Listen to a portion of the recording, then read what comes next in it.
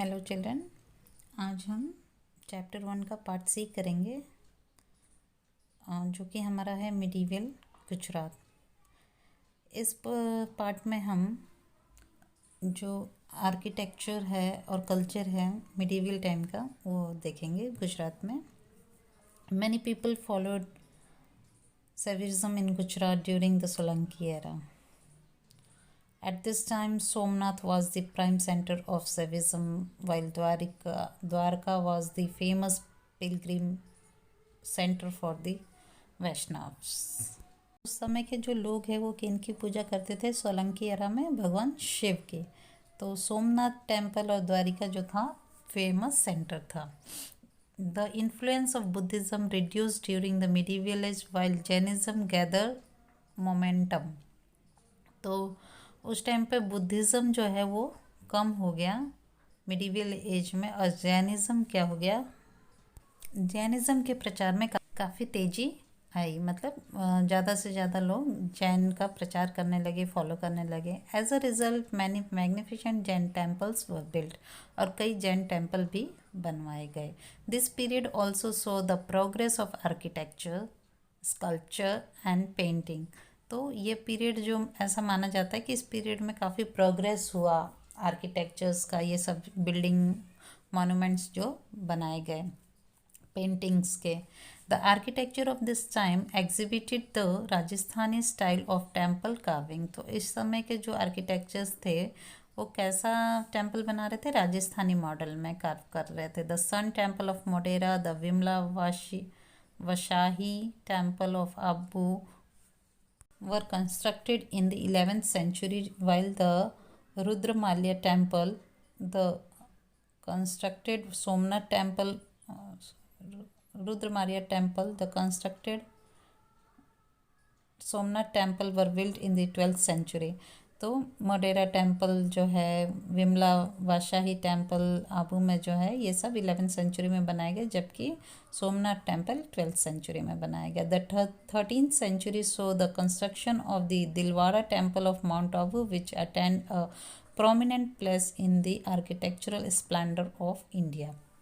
और जो कि दिलवाड़ा टेम्पल बनाया गया माउंट आबू में, ये एक अपने आप में ही मतलब एक खूबी बता रहे थे उस समय के आर्किटेक्चर्स की। Along with the temple architecture of Gujarat, other architectural work such as lake, fort, gateways, arches of temples, torans were also included. मतलब जो मंदिर थे, मंदिर तो थे ही साथ में लेक्स, फोर्ट्स, गेटवेज, इस तरीके की भी चीज़ें बनाई गई, तोरन्स जो हैं। Among all the Kirti torans, the Kirti Toran of Vadnagar is very famous. जो कीर्ति तोरण में तोरन्स में जो कीर्ति तोरण है वो काफ़ी फेमस है वडनगर का। Manuscript were usually written on palm leaves. जो मनुस्क्रिप्ट था वो किस पे लिखा जाता था? पाम जो लीव्स हैं, ताड़पत्र पर। Margins were drawn along the fourth side of these 2-3 feet along, 2-3 feet long and 2-3 inch wide leaves, and within that limited space, writing और drawing were executed।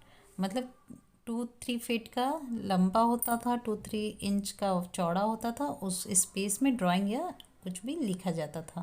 Beside this, a lot of literary work on Jainism was accomplished during the Solanki era, like the द्वयाश्चर्य ग्रंथ।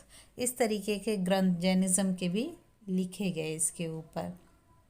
तो ये बात होगी architectural की, कि मंदिर के साथ साथ इनका भी निर्माण किया गया। Ahmedabad became the centre of administration during the sultanate regime. तो जो सल्तनत रेजिम था उस टाइम पर अहमदाबाद सेंटर था। Many books were written in Persian. कई बुक्स पर्शियन लैंग्वेज में लिखा गया। Also many books in Gujarati have been written during this period. कई गुजराती बुक्स भी लिखे गए। Many famous mosque were built during the sultanate as well as the Mughal era. Mughal era में कई मस्जिद बनाए गए। The fame Siddi Syed grill of Ahmedabad and the Sarkhej Khoja Mosque were constructed during that time. तो मंदिर के साथ साथ मस्जिदों का भी निर्माण किया गया मिडीवियल पीरियड में। सर सैयद की जाली जो है, ग्रिल है, और सरखेज खोजा का जो मस्जिद है वो बनाया गया अहमदाबाद में।